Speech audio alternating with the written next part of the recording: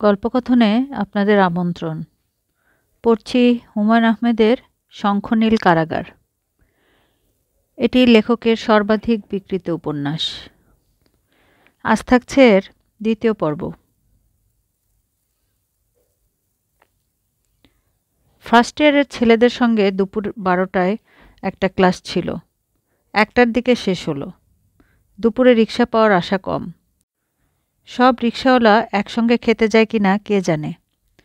অল্প হাঁটতেই ঘামে শার্ট ভিজে ওঠার জোগাড়। ভীষণ রোদ। রাস্তার পিচ গলে স্যান্ডেলের সঙ্গে আঠার মতো এঁটে যাচ্ছিল। ছায়ায় দাঁড়িয়ে রিক্সার জন্য অপেক্ষা করব কিনা যখন ভাবছি, তখনই মেয়েলি গলা শোনা গেল, খোকা ভাই, ও খোকা ভাই। তাকিয়ে দেখি কিটকি সিনেমা হলের বারান্দায় দাঁড়িয়ে সবাইকে সচকিত করে বেশ জোরে সোরেই ডাকছে। কানে পায়রার ডিমের মতো দুটো লাল পাথর। চুলগুলো লম্বা বেনি হয়ে পিঠে ঝুলছে। কামিজ সালোয়ার সবই কড়া হলদে, লাল নকশা কাটা। সুন্দর দেখাচ্ছিল। মুখটা লম্বাটে, পাতলা বিস্তৃত ঠোঁট। আমি বললাম, কিরে, তুই সিনেমা দেখবি নাকি? Yellow sky. একা এসেছিস? না, আমার এক বন্ধু আসবে বলেছিল, এখনও আসলো না। 1:30 বেজে গেছে, এখনই শো শুরু হবে। টিকিট কেটে ফেলেছিস? হ্যাঁ। দে আমার কাছে, বিক্রি করে দে একটা। তুই দেখ একা একা। আপনি দেখেন না আমার সঙ্গে, আপনার তো কোনো কাজ নেই, আসেন না। আরে পাগল নাকি? বাসায় গিয়ে গোসল করব, ভাত খাবো। আহা, একদিন একটু দেরি হলে মরে যাবেন না। একা একা ছবি দেখতে আমার খুব খারাপ লাগে। আসেন না দেখি, খুব ভালো ছবি। প্লিজ বলুন হ্যাঁ। কিটকির কাণ্ড দেখে হেসে ফেলতে হলো।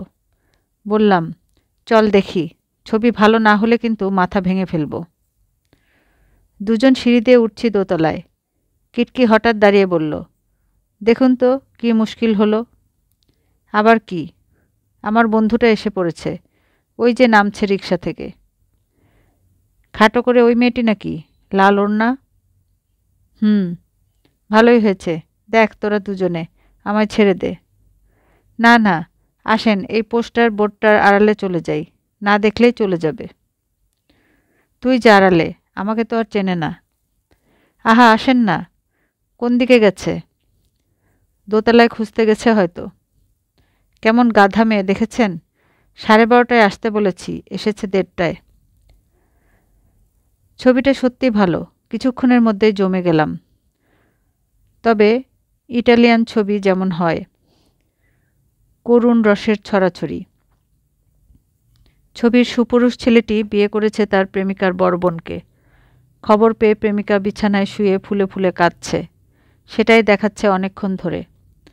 হঠাৎ সচকিত হয়ে দেখি কিটকি নিজেই মুখে আধখানা রুমাল গুজে কান্নার দুরন্ত বেগ সামলাচ্ছে। চোখের পানিতে চিকচিক করছে গাল। পাশে বসা এক গোবেচারা তরুণ পর্দা ছেড়ে কিটকিকেই দেখছে অবাক হয়ে। আমি বললাম, কিরে কিটকি, কি ব্যাপার? কিছু না। আয় আয়, ছবি দেখতে হবে না। কি মুশকিল, কান্নার কি হলো? তোর তো কিছু হয়নি। কিটকির হাত ধরে হল থেকে বেরিয়ে এলাম। আলোয় এসেই লজ্জা পেয়ে গেল সে। তুই একটা পাগল, বলেছে আপনাকে। আর একটা বাচ্চা খুকি। আর আপনি একটা বুড়ো। তুই ভারী ভালো মেয়ে কিটকি, তোর কান্না দেখে আমার এত ভালো লেগেছে। ভালো হবে না বলছি। আইসক্রিম খাবি কিটকি? না না না, খেতেই হবে। আয়, তুই সিনেমা দেখলি, আমি আইসক্রিম খাওয়াই। দেখলেন তো, কুল্লে সিকিখানা সিনেমা। আচ্ছা, তুই সিকিখানাই খাস। কিটকি সুন্দর করে হাসল। সবুজ রুমালে নাক ঘষতে ঘষতে বলল, ছবিটা বড় ভালো, তাই না? হ্যাঁ। ইস, সবটা যদি দেখতাম। গরমে মন্দ লাগলো না আইসক্রিম। বড় কথা, পরিবেশটি ভালো। সুন্দর করে সাজানো টেবিলে সাদা টেবিল ক্লথ। বয়গুলো কেতাদুরস্ত। অসময় বলেই ভিড় নেই। কিটকি তৃপ্তির নিঃশ্বাস ফেলল। চলুন উঠি। বস আর একটু, আইসক্রিম আরও একটা নে। ছেলে মানুষ পেয়েছেন আমাকে, না? সবুজ রুমাল বের করে নাক ঘষল কিটকি। আমার ভীষণ নাক ঘামে, খুব বাজে। না, খুব ভালো। যাদের নাক ঘামে তারা... জানি, বলতে হবে না, যত সব মিথ্যে কথা। আপনি বিশ্বাস করেন? না, আমিও না। আচ্ছা, যেসব মেয়েদের গালে টোল পড়ে তাদের হাজবেন্ড নাকি খুব কম বয়সে মারা যায়। কই, তোর তো টোল পড়ে না, নাকি পড়ে? হাসি দে একটা। আহা, আমার জন্য বলছি না, আপনি ভারী বাজে। বাসায় যাবি কিটকি? চল যাই। না, আজ থাক, আরেকদিন যাব। শুক্রবারে আয়। শুক্রবারে কলেজ খোলা যে। আচ্ছা, সন্ধ্যাবেলা আসব। রাতে থাকবি তো? হুম। কিটকি রিকশায় উঠে হাত নাড়ল। রোদের তেজ কমে আসছে। 4টে বেজে গেছে প্রায়। প্রচুর ঘেমেছি। বাসায় গিয়েই একটা গোসল সারব। অবেলায় ভাত আর খাবো না, চাটা খেয়ে দীর্ঘ ঘুম দেব। রাবেয়া কদিন ধরেই সিনেমা দেখার জন্য ঘ্যানর করছে। তাকে নিয়ে একদিন দেখলে হয়। Yellow sky. বাসায় এসে দেখি গেটে তালা ঝুলছে। তালার সঙ্গে আটকানো ছোট্ট চিরকুট।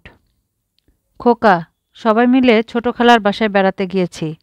সন্ধ্যার আগে ফিরব না, তুইও এসে পড়। রাবেয়া। ক্লান্তি লাগছিল খুব। কোথাও গিয়ে চাটা খেলে হতো। এই চিঠিটা সম্ভবত তোমাকেই লেখা।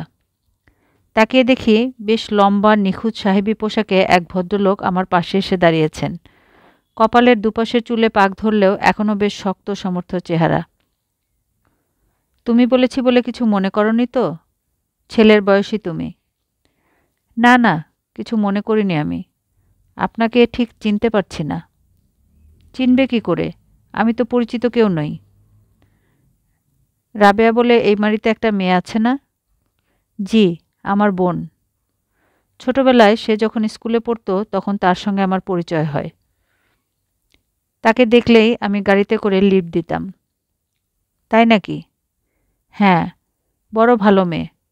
অনেকদিন দেশের বাইরে ছিলাম, কিছুদিন হলো এসেছি। ভাবলাম মেয়েটাকে দেখে যাই। এসে দেখি তালা বন্ধ। তালার সঙ্গে চিঠিখানা পড়ে দেয়াশালায় কিনতে গিয়েছি, আর তুমি এসেছো। আপনাকে বসাই কোথায়? আসেন, চা খান 1 কাপ। না, আমার ডায়াবেটিস, চা থাক। তুমি এই মেয়েটিকে এই চকলেটগুলো দিয়ে দিও, আচ্ছা? ভদ্রলোক কালো ব্যাগ খুলে চকলেট বের করতে লাগলেন। বিদেশে থাকাকালীন প্রায় মনে হতো মেয়েটির বিয়ে হয়ে যায়নি তো? হলে কোথায় হলো? না, বিয়ে হয়নি এখনো। আচ্ছা, তাহলে যাই, কেমন? রাবেয়া বেশ মেয়ে তো। পথের লোকজনদের সঙ্গে ছোট বয়সে কেমন খাতির জমিয়েছে। এমন খাতির যে একেবারে বিদেশ থেকে চকলেট এনেছেন তিনি। চকলেট খাওয়া মেয়েটি এত বড় হয়েছে জানলে আর চকলেট আনতেন না নিশ্চয়ই। রাবেয়ার এমন আরও কয়েকজন বন্ধু আছে। একজন ছিল আবুর মা। কি যে ভালোবাসত রাবেয়াকে। রোজ একবার খোঁজ নেওয়া চাই। রাবেয়ার যেবার অসুখ হলো টাইফয়েড, আবুর মা তার ঘর সংসার নিয়ে আমাদের বারান্দায় উঠে এলো। 15 দিনের মতো ছিল অসুখ। সেই কদিন বুড়ি এখানেই ছিল। মা ভারী বিরক্ত হয়েছিলেন। আবুর মার সঙ্গে রাবেয়া হেসে হেসে কথা বলতো, সেই ছবিটা চোখের সামনে ভাসে। ও বুড়ি, আজ কত পেয়েছ?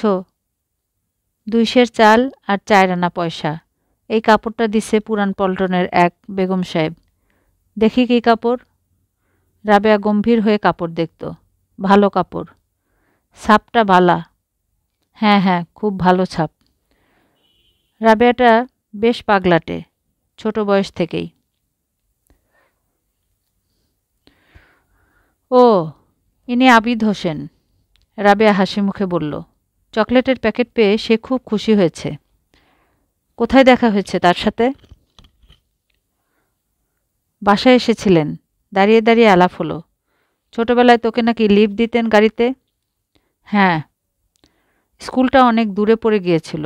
যাওয়ার সময় বাবা সঙ্গে যেতেন, আসবার সময় প্রায়ই এই ভদ্রলোকের সঙ্গে দেখা হতো। আমাদের দুজনের মধ্যে খুব খাতির হয়েছিল। দাঁড়া, সবটা বলি। চা বানিয়ে আনি আগে। ঘরে আলো জ্বলছিল না। বাইরে ভীষণ দুর্যোগ। অল্প একটু ঝড় বাদলা হলেই এখানকার কারেন্ট চলে যায়। ঘরে যে একটিমাত্র হারিকেন ছিল সেটি জ্বালিয়ে লুডো খেলা হচ্ছে। বাবাও খেলছেন বেশ সারা শব্দ করেই। রুনুর গলা সবচাইতে উঁচু। সে কি বাবা, তোমার 4 হয়েছে, 5 চাললে যে? 5ই তো উঠল। হুঁ, আমার বুঝি চোখ নেই? এবার দেখি তোমার দান আমি মেরে দেব। অন্ধকার ঘরে বসে বৃষ্টি পড়া দেখছি। দেখতে দেখতে বর্ষা এসে গেল। ঝমঝমিয়ে বৃষ্টি নামছে। টিনের চালে বাজনার মতো বৃষ্টি। অপূর্ব লাগে। রাবেয়া চা নিয়ে খাটে উঠে এলো। দুজনের চাঁদের গায়ে মুখোমুখি বসলাম। রাবেয়া বলল, গোড়া থেকে বলি? বল। 3তে পড়ি তখন। Morning school. 11টায় ছুটি হয়ে গেছে। আমি আর উকিল সাহেবের মেয়ে রাহেলা বাসায় ফিরছি। এমন সময় ওই ভদ্রলোক কি মনে করে লম্বা পা ফেলে আমাদের কাছে এলেন। আমাকে বললেন, তোমরা কোথায় যাবে? চলো তোমাদের পৌঁছে দেই। গাড়ি আছে আমার, ওই দেখো দাঁড় করিয়ে রেখেছি। রাহেলা বলল, আমরা হেঁটে যেতে পারবো। না না, হেঁটে যাবে কেন? এসো এসো, গাড়িতে এসো। মিষ্টি খাবে তোমরা? নিশ্চয়ই খাবে, কি বলো? ভদ্রলোক আমাদের দিকে না তাকিয়ে ড্রাইভারকে বললেন, তুমি নেমে যাও, একটা রিক্সা করে জিনিসগুলো নিয়ে যাও। আমি বাচ্চাদের নিয়ে একটু ঘুরে আসি। আমরা কি করব ভেবে পাচ্ছি না। গাড়িতে চড়ার লোভ 16 আনা আছে, আবার ভয় ভয়ও করছে। রাহেলা ফিসফিস করে বলল, ও কে রে ভাই? আমি মিথ্যা করে বললাম, আমাদের একজন চেনা লোক, চল বেরিয়ে আসি। রাহেলা বলল, ছেলে ধরা না তো? তখন চারদিকে খুব ছেলে ধরার কথা শোনা যেত। ছেলে ধরারা নাকি ছেলে মেয়ে ধরে নিয়ে হোটেলে বিক্রি করে দেয়, সেখানে মানুষের মাংস রান্না হয়। কে আবার মাংস খেতে গিয়ে একটা বাচ্চা মেয়ের কোড়ে আঙ্গুল পেয়েছে, এই জাতীয় গল্প। রাহেলার কথা শুনে ভয় পেলেও হেসে উড়িয়ে দিয়ে বলেছি, ছেলে ধরা এমন হয় বুঝি? ভদ্রলোক গাড়ির দরজা খুলে আমাদের ডাকলেন। উঠে বসলাম দুজনেই। মিষ্টির দোকান দেখে তো আমি হতভম্ব। মেঝেতে কার্পেট, দেয়ালে দেয়ালে ছোট ছোট লম্বা মাদুরে অদ্ভুত সব ছবি। টেবিলগুলোর চারপাশে ধবধবে প্লাস্টিকের চেয়ার। প্রতিটি টেবিলে সবুজ কাচের ফুলদানিতে টাটকা ফুল। ঘরের মাঝখানে কাচের জারে রং বেরঙের মাছ। রাহেলা পাংশ মুখে বলল, আমার বড় ভয় করছে ভাই। বলো খুকিরা, কি খাবে? কোনো লজ্জা নেই, যত ইচ্ছা আর যা খুশি। আমি নিজে মিষ্টি খাই না, তোমরা খাও। ভদ্রলোক হড়বড়িয়ে কথা বলতে বলতে সিগারেট ধরালেন। রাহেলার দিকে তাকিয়ে বললেন, তোমার কি নাম খুকি? রাহেলা, পাংশু মুখে বলল রাহেলা। খাও খাও, লজ্জা করো না। রাহেলা কাঁদো কাঁদো হয়ে বলল, আমার ভয় করছে, আমি বাসায় যাব। অল্পদিনেই ভয় ভেঙে গেল আমাদের। ভদ্রলোকের সঙ্গে রোজ দেখা হতে লাগলো। তিনি যেন গাড়ি নিয়ে দাঁড়িয়ে থাকতেন আমাদের জন্যই। দেখা হলেই বলতেন, গাড়িতে করে বেড়াতে ইচ্ছে হয় খুকি? ড্রাইভার, মেয়ে দুটোকে নিয়ে একটু বেরিয়ে আসো। শুধু রাহেলাই নয়, মাঝে মাঝে অন্য মেয়েরাও থাকতো। তারা বলতো, রাবেয়া, কেউ যদি দেখে ফেলে তবে? এর মধ্যে আমি অসুখে পড়লাম। 1 মাসের মতো স্কুল কামাই। হাড় জিরে জিরে রোগা হয়ে গেছি। পায়ের উপর দাঁড়াতে পারি না এমন অবস্থা। মাথার সব চুল পড়ে গেছে, আঙ্গুল ফুলে গেছে। অফিস থেকে ফিরেই বাবা আমাকে কোলে নিয়ে বেড়াতেন। একদিন এমন বেড়াচ্ছেন, হঠাৎ দেখি ওই লোকটি গটগট করে এসে ঢুকছে গেট দিয়ে। মুখে সিগারেট, ঘন ঘন ধোঁয়া ছাড়ছে। বাবা অবাক হয়ে বললেন, কি চান আপনি? মেয়েটির অসুখ করেছে? হ্যাঁ। কি অসুখ? Liver trouble. আপনি যদি বলেন তবে আমি একজন বড় ডাক্তার পাঠাতে পারি। আমার একজন বন্ধু আছেন। বাবা একটু রেগে বললেন, মেয়েকে বড় ডাক্তার দেখাবো না টাকার অভাবে, এই ভেবেছেন আপনি? ভদ্রলোক বললেন, কাকে দেখিয়েছেন আপনি যদি দয়া করে? শরাফত আলীকে। ভদ্রলোক খুব খুশি হয়ে গেলেন। আমি শরাফতের কথাই বলছিলাম। বাবা বললেন, আপনি চলে যান, কেন এসেছেন এখানে? না মানে, আর আসবেন না। ভদ্রলোক খুব দ্রুত চলে গেলেন। কথাবার্তা শুনে মা বেরিয়ে বললেন, কি হয়েছে, কার সঙ্গে কথা বলছিলে? আবিদ হোসেন এসেছিল। যদিও আমি তখন খুব ছোট, তবুও বাবা মা দুজনের ভাবভঙ্গি দেখেই আজ করেছিলাম এই লোকটি তাদের চেনা এবং দুজনের কেউই চান না যে সে আসুক। তারপর আর দেখিনি তাকে। এই এতদিন পরে আবার এসেছেন চকলেট নিয়ে। লোকটি কে রে রাবেয়া? রাবেয়া জবাব দেবার আগেই বাবা ঢুকলেন। ভাত দিয়ে যাও মা, সকাল সকাল খেয়ে শুয়ে পড়ি। আগে চকলেট খাও বাবা, এই নাও। কে এনেছে চকলেট? খোকা তুই নাকি? না বাবা, আবিদ হোসেন এনেছেন। বাবা একটু অবাক হয়ে বললেন, দেশে ফিরেছে জানি না তো, এক জার্মান মেয়েকে বিয়ে করেছিল শুনেছিলাম, সেখানেই নাকি থাকবে। আমি বললাম, আবিদ হোসেন কে বাবা? আমার একজন বন্ধু মানুষ, রেলওয়ে ইঞ্জিনিয়ার, খুব ভালো সেতার বাজাতে জানে। সকাল সকাল খাওয়া সারা হলো। একটিমাত্র হারিকেনে চারদিকে ভৌতিক লাগছে। আমাদের বড় বড় ছায়া পড়েছে দেয়ালে। বাইরে প্রচণ্ড বৃষ্টি, ঝড় উঠেছে হয়তো, শো শো আওয়াজ দিচ্ছে। মন্টু বলল, বাবা গল্প বলেন। কিসের গল্প, ভূতের? মিনু বলল, না আমি ভয় পাচ্ছি, হাসির গল্প বলেন। বাবা বললেন, রাবেয়া তুই একটা হাসির গল্প বল। রাবেয়ার হাসির গল্পটা তেমন জমল না। বাবা অবশ্যই অনেকক্ষণ ধরে হাসলেন। রুনু বলল, মনে পড়ে আপা, মা একদিন এক কানা সাহেবের গল্প বলেছিল, সেদিনও এমন ঝড় বৃষ্টি। কোন গল্পটার কথা বলছিস? ওই যে সাহেব বাজারে গেছে গুড় কিনতে। মনে নেই তো গল্পটা, বল তো। রুনু চোখ বড় বড় করে গল্প বলে চলল। রুনুটা অবিকল মায়ের চেহারা পেয়েছে। এই বয়সে হয়তো মা দেখতে এমনই ছিলেন। কেমন অবাক লাগে, একদিন মা যে গল্প করে গেছেন সেই গল্পই তার এক মেয়ে করছে। পরিবেশ বদল হয়নি একটুও। সেদিন ঝড় বৃষ্টি হচ্ছিল, আজও হচ্ছে। গল্প শেষ হতেই বাবা একটা দীর্ঘ নিঃশ্বাস ফেললেন। টানা গলায় বললেন, শুয়ে পড়ো সবাই।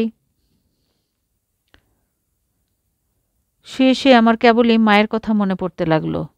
বেশ কিছুদিন আগেও একদিন এরকম মনে পড়েছিল। সেকেন্ড ইয়ারের ক্লাস নিচ্ছি।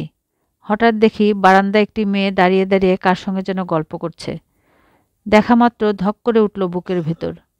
অবিকল মায়ের মতো চেহারা, তেমনি দাঁড়াবার ভঙ্গি, বিরক্তিতে কুঁচকে নিচের ঠোঁট কামড়ে ধরা।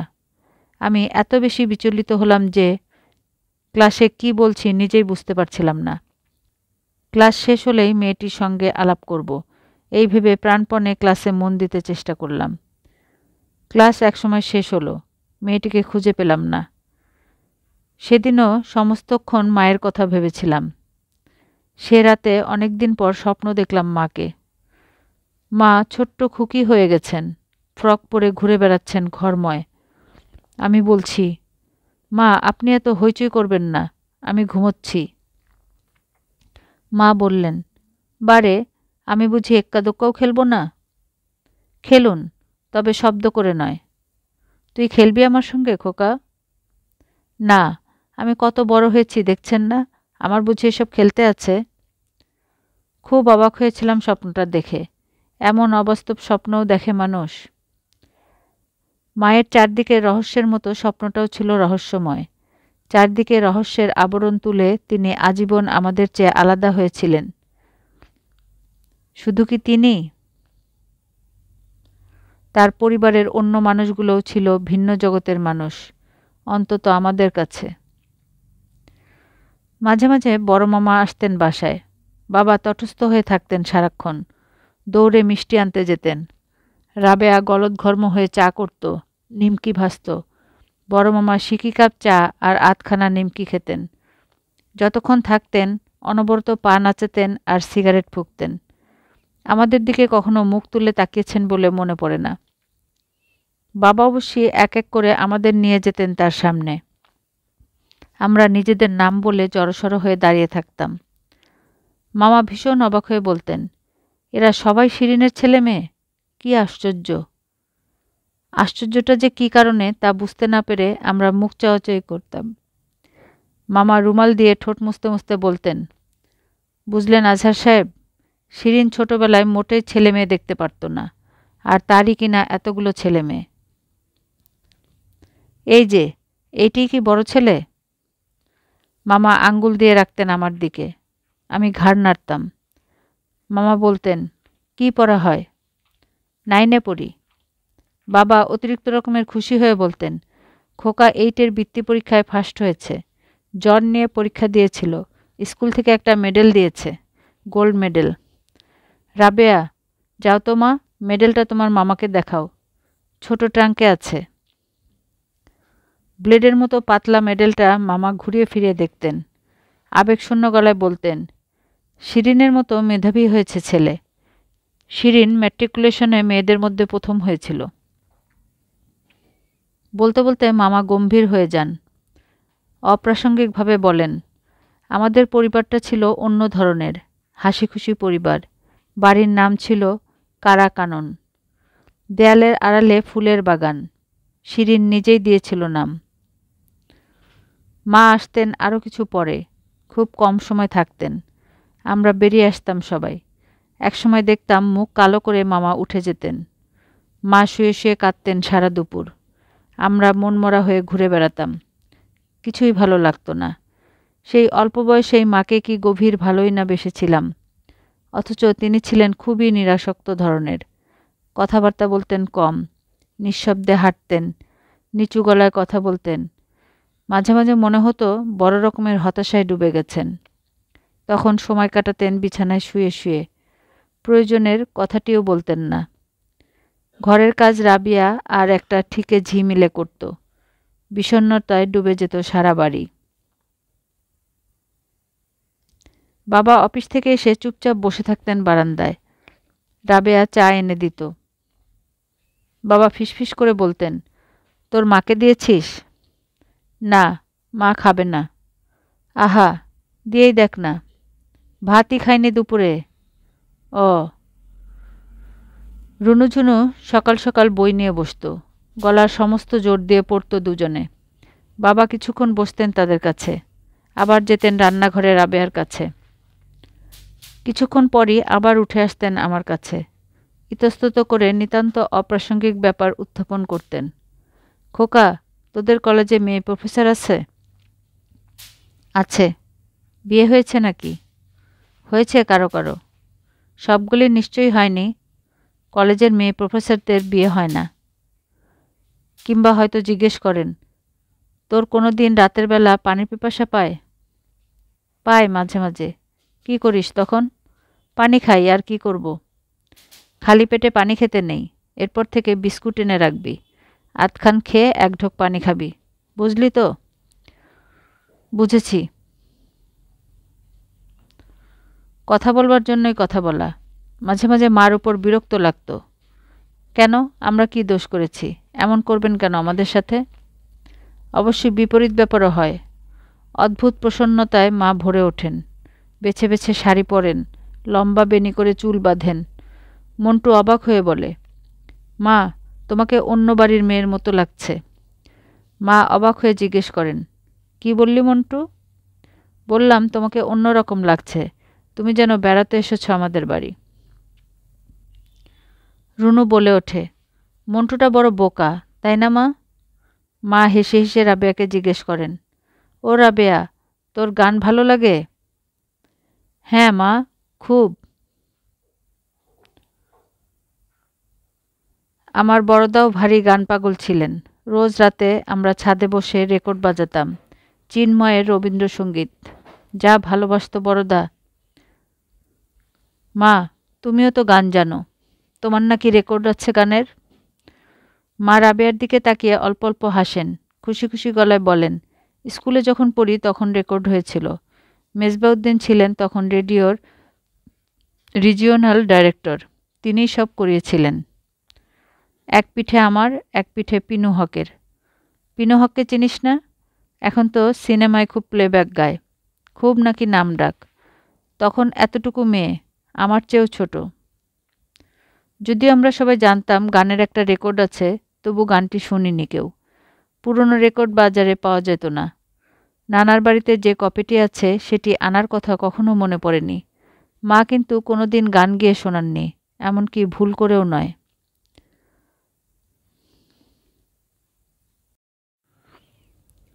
কি ভালোই না লাগতো। বাবা নিজে তো মহা খুশি, কি যে করবেন ভেবেই যেন পাচ্ছেন না। অফিসের কোন কলিগ কি করেছে তাই কমিক করে হাসাতেন আমাদের। বাবা খুব ভালো কমিক করতে পারতেন। অফিসের ছোটবাবু কেমন করে ল্যাংচাতে ল্যাংচাতে বড়বাবুর চেম্বারে হাজিরা দিতেন তা এত সুন্দর দেখাতেন, হাসতে হাসতে গড়িয়ে পড়তাম আমরা। মা বলতেন, আর নয়, পেট ব্যথা করছে আমার। ঝুনু চোখ বড় বড় করে বলতো, রাবেয়া আপা, বাবা খুব ভালো জোকার, তাই না? রাবেয়া রেগে গিয়ে বলতো, মারবো থাপ্পড়, বাবাকে জোকার বলছে। দেখছো বাবা, মেয়ের কেমন ফিসলে বৃদ্ধি হয়েছে। বাবা বলতেন, ঝুনুর আমার এই এতটা বুদ্ধি। যাও তো রুনু, ঝুনু, একটু নাচ দেখাও। কিটকির কাছে শেখা আনাড়ি নাচ নাচত দুজনে। মা মুখে মুখে তবলার বোল দিতেন। বাবা বলতেন, বাহারে বেটি বাহা, কি সুন্দর শিখেছে, বাহ বাহ, এবার মন্টু সোনা একটা গান গাও। বলবার অপেক্ষা মাত্র মন্টু যেন তৈরি হয়েছিল, সঙ্গে সঙ্গে শুরু। কাবেরী নদী জলে, শুধু এই গানটির সে 6 লাইন জানে। 6 লাইন শেষ হওয়া মাত্র বাবা বলতেন, ঘুরে ফিরে ঘুরে ফিরে। মন্টু ঘুরে ফিরে একই কলি বারবার গাইত। ভালো গানের গলা ছিল। ছেলে মানুষ হিসাবে গলা অবশ্যই মোটা, চড়ায় উঠতে পারত না, তবে চমৎকার সুরজ্ঞান ছিল। মাঝামাঝি সময়ে দেখা যেত রাবেয়া এক ফাঁকে চা বানিয়ে এনেছে। বিশেষ উপলক্ষ বলেই রুনু, ঝুনু, মন্টু আধ কাপ করে চা পেত সেদিন। সুখের সময়গুলো খুব ছোট বলেই অসম্ভব আকর্ষণীয় ছিল, ফুরিয়ে যেত সহজেই। কিন্তু সৌরভ থাকত অনেক অনেক দিন। ভাবতে ভাবতে রাত বেড়ে গেল। মানুষের চিন্তা যতই অসংলগ্ন মনে হোক, কিন্তু তলিয়ে দেখলে সমস্ত কিছুতেই বেশ একটা ভালো মিল দেখা যায়। বৃষ্টির রাতে গল্প বলা থেকে ভাবতে ভাবতে কোথায় চলে এসেছি। বৃষ্টি থেমে গেছে অনেকক্ষণ। চারদিকে ভিজে আবহাওয়া, ঠান্ডা বাতাস বইছে। বিদ্যুৎ চমকানিতে ক্ষণিকের জন্য নীলাভ আলো ছড়িয়ে পড়ছে। গলা পর্যন্ত চাদর টেনে ঘুমিয়ে পড়লাম। মা গো, এত ঘুমোতেও পারেন? কিটকি হাসি মুখে দাঁড়িয়ে আছে সামনে। কাল সারা রাত ঘুমাননি না? দেরিতে ঘুমিয়েছি। তুই যে এত সকালে শাড়ি পরেছিস, চিনতে পারছি না মোটেও।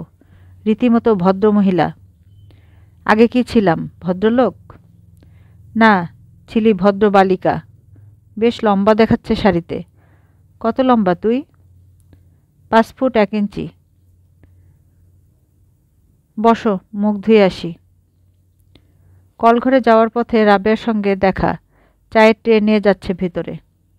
ও খোকা, কিটকি বেচারি কখন থেকে বসে আছে, ঘুম ভাঙে না তোর? রাতে কি চুরি করতে গিয়েছিলি?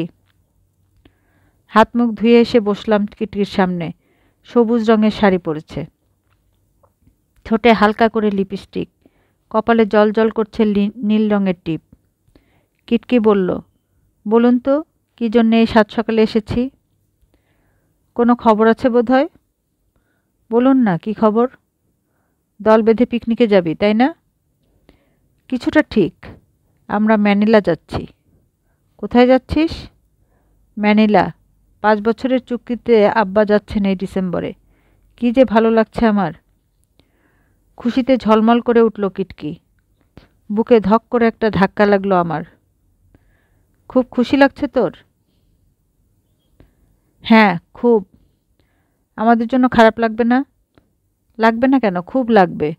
আমি চিঠি লিখব সবাইকে। কিটকি, দেখি তোর হাত। হাত কি দেখবেন? ইতস্তত করে হাত বাড়িয়ে দেয় কিটকি। লাল টুকটুকে এতটুকু ছোট হাত। হাত দেখতে জানেন আপনি? এতদিন বলেননি তো। ভালো করে দেখবেন কিন্তু, সব বলতে হবে। কিটকির নরম কোমল হাতে হাত রেখে আমি আশ্চর্য যাতনায় ছটফট করতে থাকি। কি দেখলেন বলুন, বলুন না। ওই এমনি, আমি হাত দেখতে জানি না। তবে কি দেখলেন? কী জন্য দেখলাম বুঝতে পারিসনি? তুই তো ভারী বোকা। কিটকি হাসি মুখে বলল, বুঝতে পারছি। কি বুঝতে পারলি? বুঝতে পারছি যে আপনিও বেশ বোকা। কিটকিরা ডিসেম্বরের 9 তারিখে চলে গেল। অ্যারোড্রামে অনেক লোক হয়েছিল। রাবেয়াকে দিয়ে আমিও গিয়েছিলাম সেখানে। কিটকির যে এত বন্ধু আছে তা জানতাম না। হেসে হেসে সবার সঙ্গে সে কথা বলল। কিটকিকে মনে হচ্ছিল একটি সবুজ পরী। সবুজ শাড়ি, সবুজ জুতা, সবুজ ফিতে, এমনকি কাঁধের মস্ত ব্যাগটাও সবুজ। রাবেয়াকে বললাম, কিটকিকে কি সুন্দর মানিয়েছে দেখেছিস? তুই এমন মিল করে সাজ করিস না কেন? সাজ দেখে যদি তোর মনে কোনো পুরুষ হৃদয় ভেঙে যায় সেই ভয়ে। খালা লাউঞ্জের এক কোনায় বসেছিলেন, ইশারায় কাছে ডাকলেন, চললাম রে তোদের ছেড়ে। ফিরবেন কবে? কে জানে কবে, কর্তার মর্জি হলেই ফিরব। 5 বছরের মেয়াদ। কিরে রাবেয়া, হয়েছিস কি দেখে? হাসছিস কি দেখে? রাবেয়া হাত তুলে দেখালো। এক মেম সাহেব তার বাচ্চা ছেলেকে নিয়ে বিষম বিব্রত হয়ে পড়েছেন। বাচ্চাটা দমাদম ঘুষি মারছে মাকে, কিছুতেই শান্ত করা যাচ্ছে না। সবাই হাসি মুখে দেখছে ব্যাপারটা। খালা বললেন, তুই তো বড় ছেলে মানুষ রাবেয়া, বয়স কত হলো তোর? আমি যখন 7-এ পড়ি তখন তোর জন্ম হলো। তার মানে? সে কি, তোর যে 30 পেরিয়েছে, কি ব্যাপার? বুড়ি হয়ে গেলি যে, বিয়ে এখনো হলো না, কি মুশকিল? রাবেয়া স্তম্ভিত হয়ে তাকিয়ে রইল। আমি চোখ তুলে রাবেয়ার দিকে তাকাতে পারছিলাম না। এমন অবিবেচকের মতো কথা বুঝি শুধু মেয়েদের পক্ষে বলা সম্ভব। রাবেয়ার চোখ চকচক করছে, কে জানে কেঁদে ফেলবে কিনা। আমি হাত ধরলাম রাবেয়ার। আমরা যাই খালা, খালুজান কোথায়? বুকিংয়ে কি যেন আলাপ করছেন। তাকে সালাম দিয়ে দেবেন, খোদা হাফেজ। কিটকির সঙ্গে গেটে দেখা, তার এক বান্ধবীর সঙ্গে হো হো করে হাসছিল। যাই কিটকি। সে কি, প্লেন ছাড়তে এখনো 40 মিনিট? না রে, একটু সকাল সকাল যেতে হবে, কাজ আছে। রাবেয়া পা এমন মুখ কালো করে রেখেছেন কেন? রাবেয়া থতমত খেয়ে বলল, তুই চলে যাচ্ছিস তাই। চিঠি দিবি তো? রাবেয়া আমার 6 বছরের বড়। এবছর 31-এ পড়েছে, অথচ কি বাচ্চা মেয়ের মতো হাত ধরে আসছে আমার পিছে পিছে। মাথায় আবার মস্ত ঘোমটাও দিয়েছে। রিকশায় উঠে জড়সড় হয়ে বসে রইল সে। রাবেয়া, চুপ করে আসিস যে? তুই নিজেও তো চুপ করে আছিস। তুই মুখ কালো করে রাখলে বড় খারাপ লাগে। তুই কি মনে কষ্ট পেয়েছিস? রাবেয়া ফিসফিস করে বলল, আমি কখনো কারো কথায় কষ্ট পাই না। আজ খালার কথা শুনে বড় খারাপ লাগছে। নির্জন রাস্তায় রিকশা দ্রুত চলছে। রিকশার দুলুনিতে রাবেয়াটা কাঁপছে অল্প অল্প। মাথায় গন্ধ তেল দিয়েছে বুঝি, তার মৃদু সুবাস পাচ্ছি। রাস্তায় কি ধুলো। রাবেয়ার বাহাত অবসন্নভাবে পড়ে আছে আমার কোলে। খালার কথা এখনো মনে গেঁথে রেখেছিস? খালার কি মাথা ঠিক আছে? না, তা নয়। যাই হোক, বাদ দে, অন্য কথা বল। কি কথা? কিটকির জন্য তোর খারাপ লাগছে? তা লাগছে, যতটা ভাবছিস ততটা নয়। রাবেয়া অল্প হেসে চুপ করল। তার যে এতটা বয়স হয়েছে মনেই হয় না। ওই তো সেদিন যেন কারা দেখতে এলো।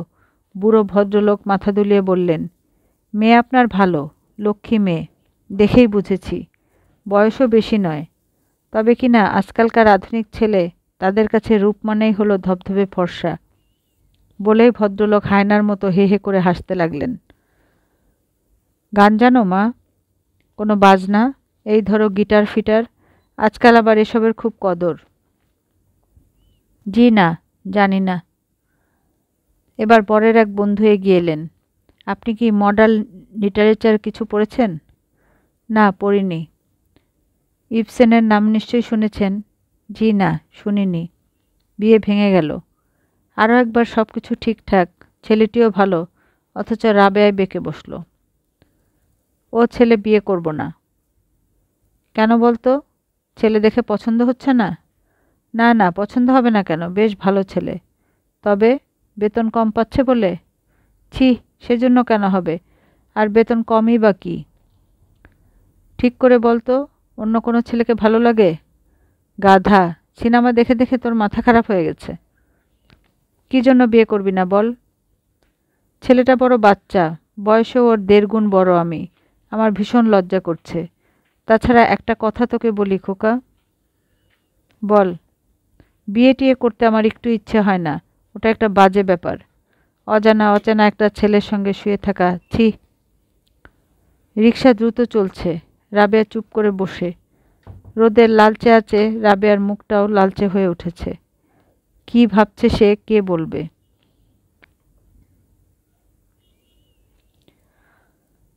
রুনু টেবিল ল্যাম্প জ্বালিয়ে কি যেন একটা লিখছিল। আমাকে দেখেই হকচকিয়ে উঠে দাঁড়ালো। লেখা কাগজটা সন্তর্পণে আড়াল করে বলল, কি দাদা? কোথায় কি? কি করছিলি? রুনু টেনে টেনে বলল, অঙ্ক করছিলাম। বলতে গিয়ে যেন কথা বেঁধে গেল মুখে। একটু বিস্মিত হয়ে বেরিয়ে এলাম। রুনু কি কাউকে ভালোবাসার কথা লিখছে? বিচিত্র কিছু নয়। ওর যা স্বভাব, অকারণেই একে ওকে চিঠি লিখে ফেলতে বাধবে না। রুনু ঝুনু দুজনেই মস্ত বড় হয়েছে। আগের চেহারার কিছুই অবশিষ্ট নেই। স্বভাবও বদলেছে কিছুটা। দুজনেই অকাতরে হাসে। সারাদিন ধরেই হাসির শব্দ শুনি। কিছু না কিছু নিয়ে খিলখিল লেগেই আছে। ও মাগো, ঝুনুকে এই শাড়িতে কাজের বেটির মতো লাগছে। হি হি হি। ও রুনু, দেখ দেখ রাবে আপা কি করছে, হি হি হি। আপা শোন, আজ সকালে কি হয়েছে? আমি হি হি হি রাস্তা দিয়ে যাচ্ছি, হি হি হি। আবার অতি সামান্য ব্যাপার নিয়ে ঝগড়া, মুখ দেখাদেখি বন্ধ। কিছুক্ষণের ভিতর আবার মিটমাট। লুকিয়ে লুকিয়ে ম্যাটিনিতে সিনেমা দেখা। সাজগোজের দিকে প্রচণ্ড নজর। সব মিলিয়ে বেশ একটা দ্রুত পরিবর্তন। আগের যে রুনুঝুনুকে চিনতাম, এরা যেন সেই রুনুঝুনু নয়। বিশেষ করে সেই গোপন চিঠি লেখার ভঙ্গিটা খট করে চোখে লাগে। রাবেয়া মোড়ায় বসে সোয়েটার সেলাই করছিল। তাকে বললাম, আচ্ছা, কোনো ছেলের সঙ্গে কি রুনুর চেনা জানা হয়েছে নাকি? রাবেয়া কিছুক্ষণ আমার দিকে তাকিয়ে থেকে বলল, কিটকির কথা রাত দিন ভেবে ভেবে তোর এমন হয়েছে। কিটকির চিঠি পাসনি নাকি? না, আমার কেমন যেন সন্দেহ হলো। শরীফ সাহেবের ছেলেটা দেখি প্রায়ই আসে। মনসুর বোধহয় নাম। আসে, আসুক না। যখন ন্যাংটা থাকতো তখন থেকে এ বাড়িতে এসে খেলছে রুনুঝুনুর সঙ্গে। যখন খেলেছে তখন খেলেছে। এখন রুনুঝুনু বড় হয়েছে, ও নিজেও বড় হয়েছে। কি বাজে ব্যাপার নিয়ে ফ্যাসফ্যাস করছিস? বেশ তো, যদি ভালোবাসাবাসি হয় বিয়ে হবে। মনসুর চমৎকার ছেলে, ইঞ্জিনিয়ারিং পাশ করে কোথায় যেন চাকরিও পেয়েছে। এক কথায় সমস্যার সমাধান করে রাবেয়া সেলায় মন দিল।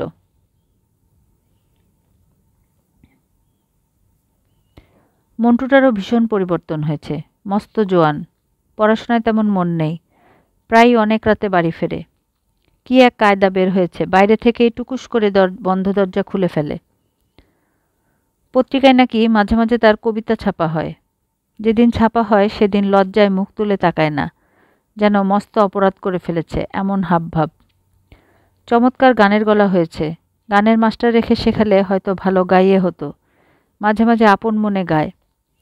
কোনো কোনো দিন নিজেই অনুরোধ করি, মন্টু একটা গান করতো। কোনটা? চাঁদের হাসির বাঁধ ভেঙেছে। রবীন্দ্রসঙ্গীত না, একটা আধুনিক গান গাই, শোনো। বাতি নিভিয়ে দে, অন্ধকারে গান জমবে। বাতি নিভিয়ে গান গাওয়া হয় এবং গানের গলা শুনলেই বাবা টুকটুক করে হাজির। বাবার শরীর ভীষণ দুর্বল হয়েছে। হাঁপানি বাত সব একসঙ্গে চেপে ধরেছে। বিকেলবেলা একটু হাঁটেন, বাকি সময় বসে বসে কাটে। রাবেয়া রাত 8টা বাজতেই গরম তেল এনে বুকে মালিশ করে দেয়। তখন বাবা বিড়বিড় করে আপন মনে কথা বলেন। রাবেয়া বলে, একা একা কী বলছেন বাবা? না মা, কিছু বলছি না, কি আর বলবো। একটু আরাম হয়েছে? হবে না কেন মা? তোর মতো মেয়ে আছে যার, তার হাজার দুঃখ কষ্ট থাকলেও কিছু হয় না।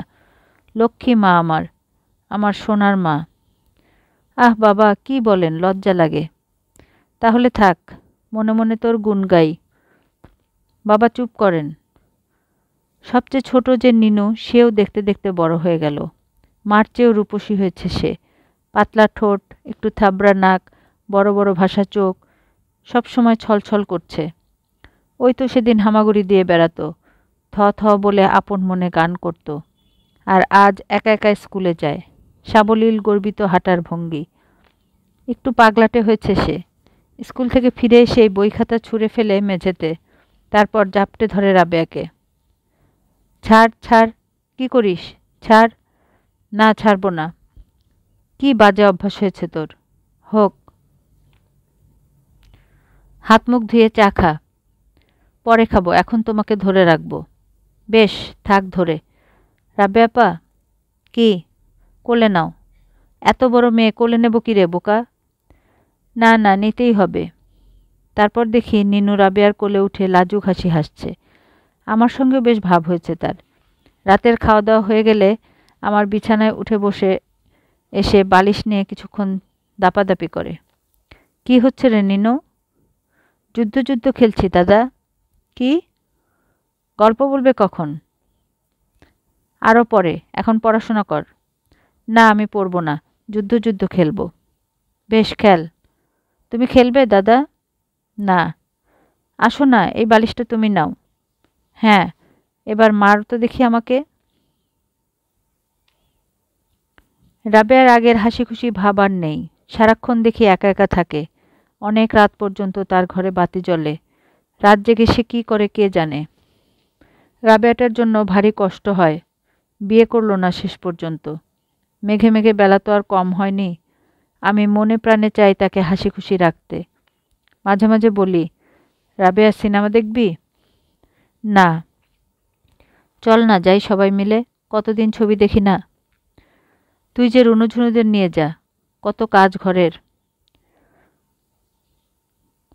যা কাজ রুনুঝুনুই করতে পারবে। আয়, তুই আর আমি দুজনে যাই। না রে, ইচ্ছে করছে না। তাহলে চল একটু বেরিয়ে আসি। কোথায়? তুই যেখানে বলিস। আজ থাক। আমি অস্বস্তিতে ছটফট করি। রাবেয়ার দিকে চোখ তুলে তাকাতেও লজ্জা হয়, যেন তার মানসিক দুঃখ কষ্টের অনেকটা দায়ভার আমার। একদিন রাবেয়া নিজেই বলল, চল খোকা, বেরিয়ে আসি। আমি খুশি হয়ে বললাম, চল, সারাদিন আজ ঘুরব। বল কোথায় কোথায় যাবি? প্রথম যাব আমার এক বন্ধুর বাসায়। একটা রিকশা নে। রিকশা যে বাড়ির সামনে থামলো তা দেখে চমকালাম। রাজপ্রাসাদ নাকি? বাড়ির সামনে কি প্রকাণ্ড ফুলের বাগান। আমি বললাম, রাবেয়া, তুই ঠিক জায়গায় এসেছিস তো? কার বাড়ি এটা? আবিদ হোসেনের। ওই যে ছোটবেলায় আমাকে গাড়িতে করে স্কুলে পৌঁছে দিত। বাসা কি করে চিনলি? এসেছিলাম তো তার সঙ্গে বাসায়। আজকের পর্বের এখানেই সমাপ্তি। গল্প শুনতে ভালো লাগলে সাবস্ক্রাইব করে পাশেই থাকুন। ভালো থাকুন, সুস্থ থাকুন। আল্লাহ হাফেজ।